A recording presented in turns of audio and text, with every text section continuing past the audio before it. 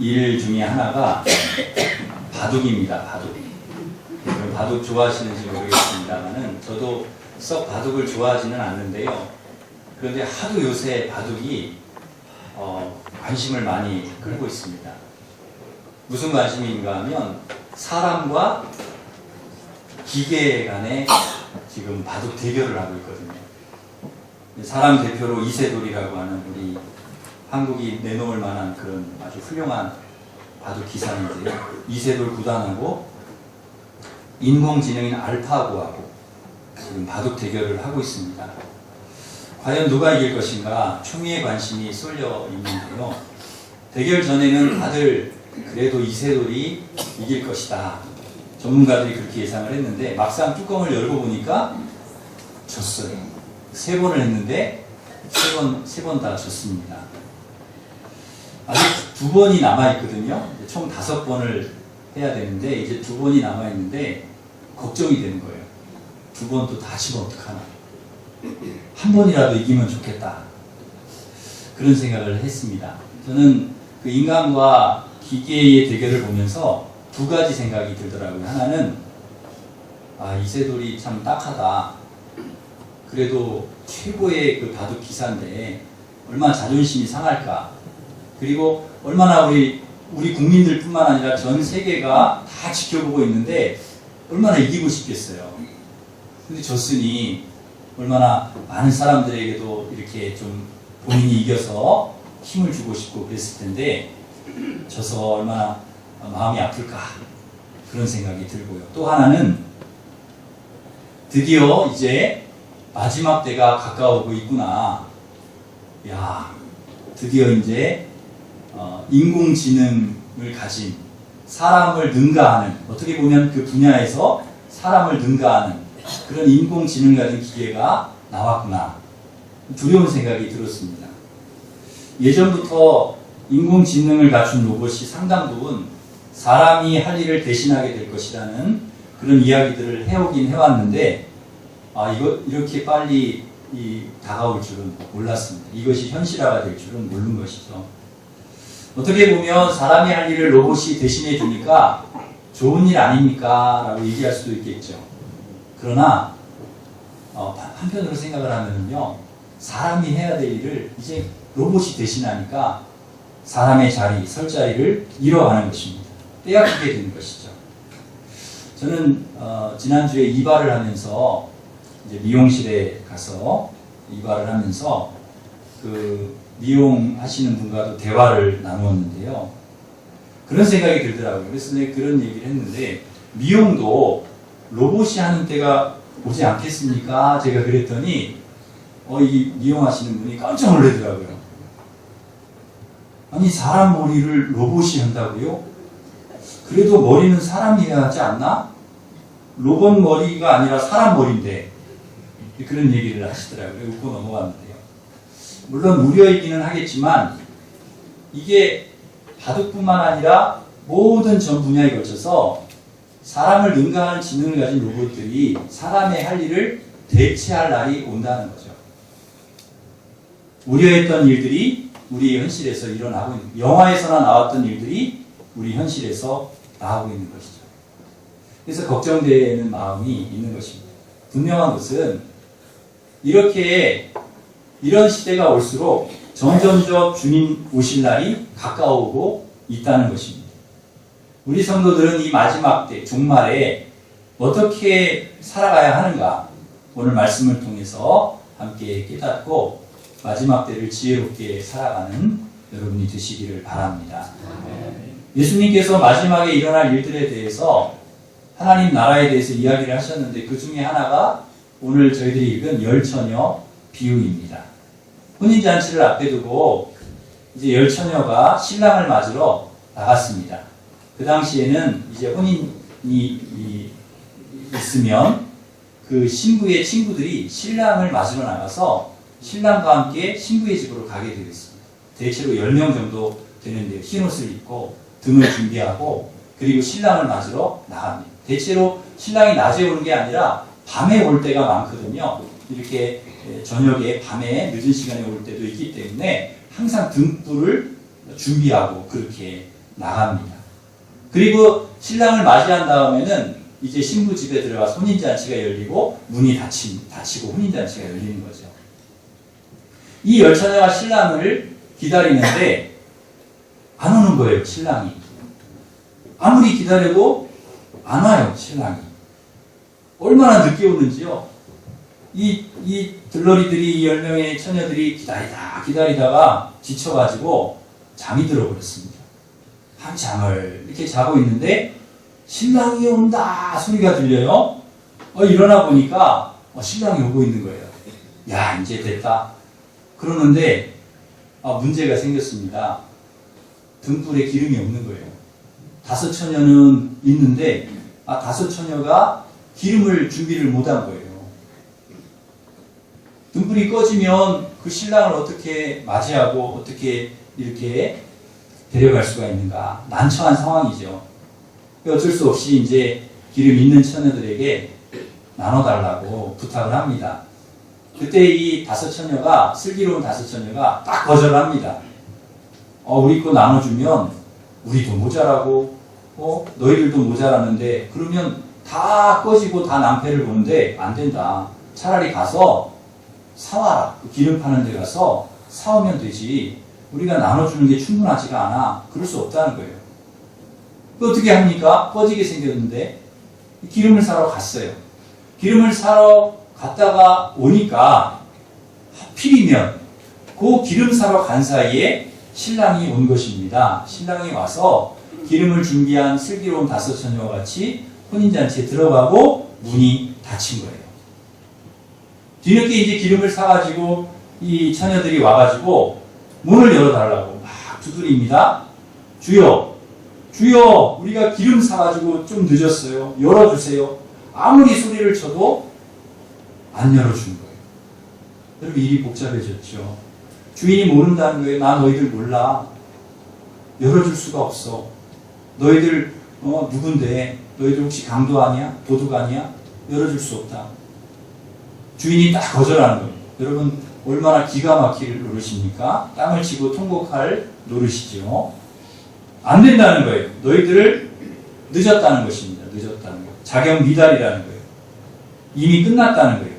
결국 기름을 준비하지 않은 5 처녀는 들어가지 못했습니다. 그러면서 마지막 결론에 뭐라고 말씀하시는가? 아주 중요한 결론의 말씀을 13절에서 말씀하고 있는데 13절을 한 번만 더 읽겠습니다. 그런즉 깨어있으라 너희는 그날과 그때를 알지 못하느니라. 아멘. 깨어있으라. 깨어있으라. 이게 이제 핵심 말씀이죠. 깨어있으라는 것이죠. 그때와 그날을 알 수 없기 때문에 항상 깨어서 준비하고 있으라는 것입니다.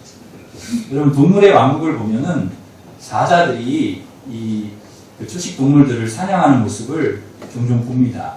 사슴이나 말이나 이 초식 동물들이 이렇게 모여서 풀을 뜯고 이렇게 무리를 지어 있는 곳에 사자가 봅니다. 열심히 살피다가 목표물을 정하고 서서히 그 근처로 이동을 합니다. 그 모습을 보면 얼마나 신중하고 침착하고 조심스러운지 모릅니다. 아주 천천히 몸을 최대한 낮춰가지고 눈치채지 못하게 한 발 한 발 이렇게 가는 거예요. 그리고 최대한 가까운 곳까지 접근을 합니다. 최대한 눈치채지 못하게. 그리고는 딱 거기 주저앉아가지고 노리고 있다가 그 중에 한 명이 아니구나, 한 마리를 딱 노리고 있다가 순식간에 그냥 달려들어서 목덜미를 물어버립니다. 그 모습을 보면요, 좀 무섭습니다. 그런데 절대로 이 사자들의 사냥감이 되지 않는 것들이 있습니다. 어떤 짐승들이냐? 겁이 많아요. 겁이 많아요. 늘 긴장하고요. 깨어있는 그런 짐승들은 잘 먹잇감이 안 돼요. 얘네들은 어떻게 물을 먹어도요, 물을 먹고 풀을 먹어도 어떻게 먹느냐? 물을 이렇게 고개를 숙이고 먹다가 가만히 먹지 않고서 이렇게 주위를 살핍니다. 또 먹다가 물을 먹다가 또 이렇게 막 살피고요. 주위에 맹수가 없는가 살피는 거예요. 잠을 잘 때도 있지 않습니까? 잠을 자다가도 이게 그냥 푹 자지를 않아요. 자다가도 금방 눈 떠. 누가 없나 또 살피고 또 자다가도 깊이 잠을 안 자는 거예요. 항상 깨어 있는 거예요. 항상 긴장하고 있는 거예요. 항상 먹다가도 물 먹다가도 풀 뜯다가도 자다가도 언제든지 도망갈 준비를 하고 있는, 긴장을 하고 다 있는 것입니다. 이런 동물들은요 절대 잡히지 않아요. 먹잇감이 되지 않는다는 거예요. 깨어있는 동물, 준비하고 있는, 긴장하고 있는 동물은 안 죽는다는 거예요. 그 누가 먹잇감이 되느냐? 계속 쳐갖고 물 먹는, 계속 살피지도 않고 여기도 안 보고 저기도 안 보고 그냥 물 먹고 풀이다 그러고 계속 풀만 먹고 아유 피곤하다 계속 잠만 자고 그러다가 맹수한테 잡힌다는 거죠. 짐승들이, 이런 짐승들이 타켓이 되고 결국 사자 이빨에 쓰러지는 것입니다. 소중한 목숨을 잃는 것이죠. 여러분 이것이 동물들만 그런 것이 아닙니다. 군인도 마찬가지고 학생도 그렇고요. 운동선수들도 다 마찬가지입니다. 평소에 훈련도 잘하고 준비하고 자기관리 잘하고 깨어있고 늘 준비하고 능력과 실력을 갖춘 사람은 비상시, 전쟁시라든지 시험이 다가왔을 때라든지 어떤 시합이 있을 때에 반드시 성공한다는 거예요. 잘한다는 것입니다. 2010년도에 밴쿠버 동계올림픽 때 스피드 스케이팅 500m에서 금메달, 1000m에서 은메달을 딴 선수가 있습니다. 바로 이 모태범 선수입니다. 우리나라 선수가 이 종목에서 메달을 따는 것이 정말 어려웠는데 딴 거예요. 이 쇼트트랙에서는 많이 따거든요. 우리나라 쇼트트랙은 강한데 이 스피드 스케이팅에서는 약하란 말이에요. 다 유럽 선수들이 메달을 따지 우리나라 사람이 못 따요. 그런데 땄어요. 모태범 선수가. 어떻게 땄냐? 그 에피소드를 보니까 이런 이야기가 있습니다. 한 번은 동계올림픽에 참가하러 떠나기 전에 마지막 대표팀 회식이 있었다고 합니다. 그날 메뉴가 뭔가 하면 삼겹살이었다고 하는데요. 이 모태범 선수하고 이제 국가대표 팀들하고 다 같이 회식을 하는데 이 모태범 선수가 그 삼겹살 집에 뭐를 싸가지고 왔는가? 닭가슴살을 싸가지고 왔다. 닭가슴살. 왜 남들은 다 삼겹살 먹는데 혼자 닭가슴살 펴놓고 그걸 먹더라는 거예요. 아니 한 번쯤 삼겹살 먹어도 되는 거 아닌가 싶은데 그것까지도 철저히 거부를 하고 자기 관리를 하는 거죠. 그만큼 자기 관리가 철저했다는 것입니다. 커피와 탄산음료는 아예 입에도 대지 않고 그렇게 관리를 했다는 거예요. 그처럼 준비하니까 그런 좋은 결과가 나오지 않을 수 없었던 것이죠. 모든 비범함과 탁월함은 그냥 나오는 것이 아닙니다. 철저한 준비, 철저한 자기관리, 늘 깨어서 준비하는 사람에게 주어지는 그런 은혜라는 것이죠. 2009년도에 은퇴한 야구선수가 있습니다. 바로 송진우 선수인데요. 이 선수가 왼손 투수인데 만 43세의 나이에 은퇴를 했습니다. 43세면은 굉장히 늦은 나이입니다. 대체로 30대 중반이나 후반에 다 은퇴를 하는데요. 40대 넘어서 43세까지도 계속 현역 생활을 유지했으니까 대단한 선수죠. 그것도 그냥 적당히 굉장히 잘했습니다. 선수 생활 21년 동안에 672경기에 출전해서 210승, 103세이브, 탈삼진 2048개, 방어율 3.51, 3003이닝을 투구하면서 12,708명의 선수를 상대했고 49,024개 볼을 던졌다고 합니다. 그에 대한 평가가 단 하나가 있는데요. 그를 평가하기를 성실하고 자기관리가 철저한 선수였다. 이렇게 평가를 했다고 합니다. 그는 목욕할 때 굳은 살이 허물어질까봐 여기 이제 왼손 투수이기 때문에 굳은 살이 이렇게 있다고 그래요. 그러니까 목욕에 탕에 들어갈 때도 항상 이 굳은 살이 벗겨질까봐 요 손가락을 이렇게 들고 탕 안에 들어갔다. 이렇게 그만큼 관리를 하는 거죠. 그리고 행여나 근육에 무리가 갈까봐 왼손으로는 팔베기를 안 했다는 것입니다. 금연은 기본이고 술도 마시지 않고 야구에 지장이 갈 만한 행동은 털끝만큼도 하지 않았다는 것입니다. 이러한 철저한 자기 관리와 준비가 그토록 팬들에게 많은 사랑을 받고 오래도록 기억되는 위대한 선수가 된 것입니다. 이것은 우리 성도들도 마찬가지입니다. 예수의 사람, 하나님의 사람은 어떤 사람입니까? 철저한 자기관리, 철저한 준비, 신앙관리하는 사람, 깨어있는 사람이라는 것이죠. 그냥 적당히 타협하고 적당히 세상 사람들을 같이 하고 그렇게 하지 않는다는 거예요. 철저히 신앙관리를 우리가 한다는 거예요. 철저히 깨어있는다는 거죠. 언제나 비상상태로 영적으로 깨어있는 것입니다. 결코 느슨해지지, 나태하고 게으르지 않습니다. 늘 자신을 새롭게 마음을 다잡는 것입니다. 잠시 풀어진 듯 하다가도 다시 자신을 일깨우고 경계 상태로 만들어 가는 것입니다. 철저히 영적으로 준비된 사람이라는 거죠.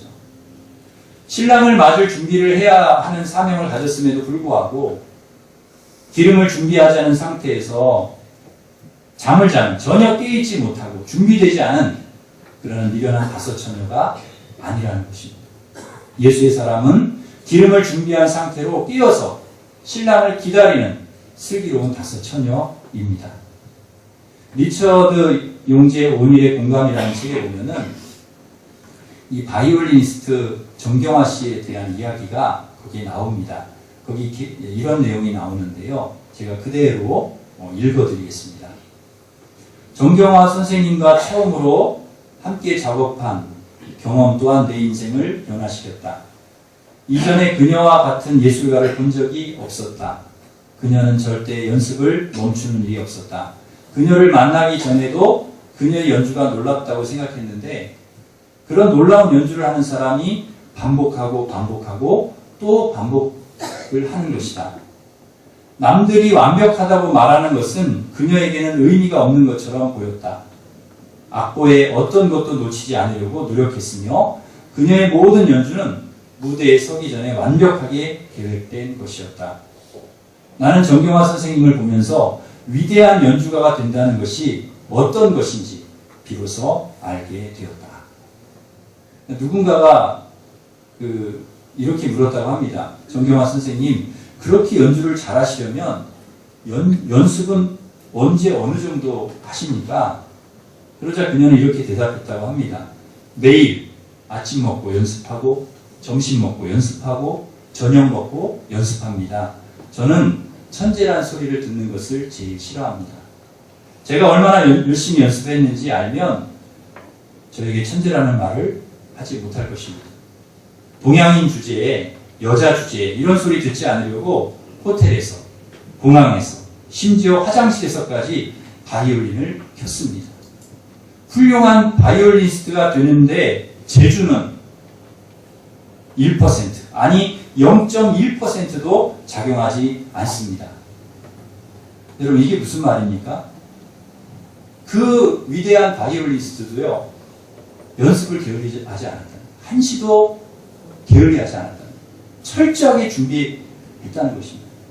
깨어서, 정신 차리고 깨어 있어야 한다는 거예요. 천재니까, 이 정도 연습했으니까, 수십 년 동안 내가 이 곡을 연주했으니까 이 정도면 되겠지. 조금 신경 쓰지 않아도 될 거라고 생각하는 것은 깨어있는 사람의 특징이 아니라는 것입니다. 준비된 사람이 아니라는 거예요. 깨어있는 성도 역시 마찬가지입니다. 이 정도면 됐지 내가. 이 정도 기도했으면 됐어. 이 정도 내가 말씀 알면 됐어. 이 정도 내가 봉사하면 됐지. 내가 이 정도 헌신하고 이 정도 하나님 앞에 예배드리면 됐어. 아니라는 것입니다. 그게. 나는 부족해. 나는 기름을 더 채워야 한다. 더 준비해야 된다. 더 하나님 앞에 철저히 내가 깨어 있어야 된다. 내가 더 기도하고 더 말씀을 보고 더 사랑하고 더 충성해야 된다. 내가 하나님 앞에 더 하나님 기뻐하신 예배를 드려야 된다. 항상 이러한 마음. 이것이 깨어있는 성도라는 것입니다. 에베소서 6장 10절 이하에 보면은 영적 전투에 앞서서 승리하기 위해 준비해야 될 것들이 나옵니다. 거기 말씀해 보면 무엇을 준비해야 되는가? 진리로 허리띠를 띠고 의의 호심경을 붙이고 평안의 복음이 준비한 신을 신고 믿음의 방패를 가지고 구원의 투구와 성령의 복, 곧 하나님의 말씀으로 무장하라. 그렇게 말씀합니다. 여러분 이게 무슨 말입니까? 빈틈없이 완전하게 완벽하게 준비하라는 거예요. 전쟁에 나가기 전에 전투하기 전에 완전히 준비하라는 것이 완전 무장을 하라는 것입니다. 깨어 있으라는 거예요. 전투를 위한 철저한 준비. 그래서 언제라도 전쟁이 시작되면 나가서 싸울 수 있는 상태. 바로 깨어 있는 상태입니다. 여러분 사단이 언제라도 우리를 공격해 올 때 항상 준비가 되어 있는 상태. 와라. 우는 사자와 같이 사단이 싸움을 걸어와도 이길 수 있는 그런 준비된 상태. 그게 깨어있는 상태라는 것이죠. 신랑이 언제 오든지 오기만 하면 맞을 준비가 되어 있는 상태. 한밤중에라도 염려 없이 신랑을 맞을 수 있도록 등불과 기름을 준비한 상태가 바로 깨어있는 상태라는 것입니다. 여러분이 이런 상태이기를 간절히 바랍니다. 항상 준비되어 있는 상태. 항상 여러분의 그릇에 기름이 채워져 있는 상태. 여러분의 믿음의 그릇이 채워져 있는 상태. 영적인 그릇이 채워져 있는 상태가 되기를 간절히 바랍니다. 여러분 준비만 되어 있으면 누가 와도 상관이 없습니다. 사단이 싸움을 걸어와도 상관이 없습니다. 주님이 언제 오시든지 상관이 없습니다. 주님 맞이하면 됩니다. 우리의 믿음의 기름이 준비만 되어 있으면 어떠한 상황에서든 우리가 어떤 위치에 있든지 상관없다는 거예요. 주님이 언제 오셔도 상관없고 사단이 언제 싸움을 걸어와도 상관없다는 것입니다. 사랑하는 성도 여러분, 항상 깨어서 준비되어 있는 여러분이 되시기를 바랍니다. 빈 등장만, 껍데기만, 형식만, 형식적인 신앙만 갖고 있는 그러한 미련한 다섯처녀, 내용이 비어있는, 등자는 있어요. 근데 기름이 비어있어요. 하나도 준비되어 있지 않은, 입으로는 주여 주여 하는데 하나님 뜻대로 살지 않는, 말씀대로 살지 않는, 경건의 모양은 있는데 경건의 능력이 없는, 입으로는 주님을 공경한다고 하지만 마음은 공경하지 않는, 하나님과 멀어져 있는, 입만 무성하고 열매가 없는 그런 무화과 나무 같은 이러한 모습이 바로 그 기름이 없는 등잔만 가지고 있는 미련한 다섯처녀의 모습이라는 것입니다. 믿음과 구원, 성령, 말씀, 기도, 진리, 의의 기름이 가득 채워져 있는, 내용이 채워져 있는 등잔만 있는 것이 아니라 그 안에 기름이 채워져 있는, 하나님 말씀이 채워져 있는, 하나님의 뜻대로 말씀대로 사는, 경건의 능력만 있는 것이 경건의 모양만 있는 것이 아니라 능력이 있는, 마음으로 하나님을 사랑하고 공경하는, 주를 위해서 늘 충성하고 헌신하는, 열매가 풍성한, 준비되어진 깨어있는 슬기로운 다섯 처녀가 여러분 되시기를 간절히 바랍니다. 그래서 언제라도 여러분 싸울 준비가 되어 있고 이길 준비가 되어 있고, 언제 주님이 오셔도 언제라도 신랑 맞을 수가 있고, 언제 주님이 오시더라도 용접할 수 있는, 믿음으로 늘 승리할 수 있는 이 마지막 때에 주님과 함께 잔치에, 혼인잔치에 들어가고 영광의 자리에 서게 되는 저와 여러분이 되시기를 주님의 이름으로 축원합니다. 기도하겠습니다. 하나님 아버지,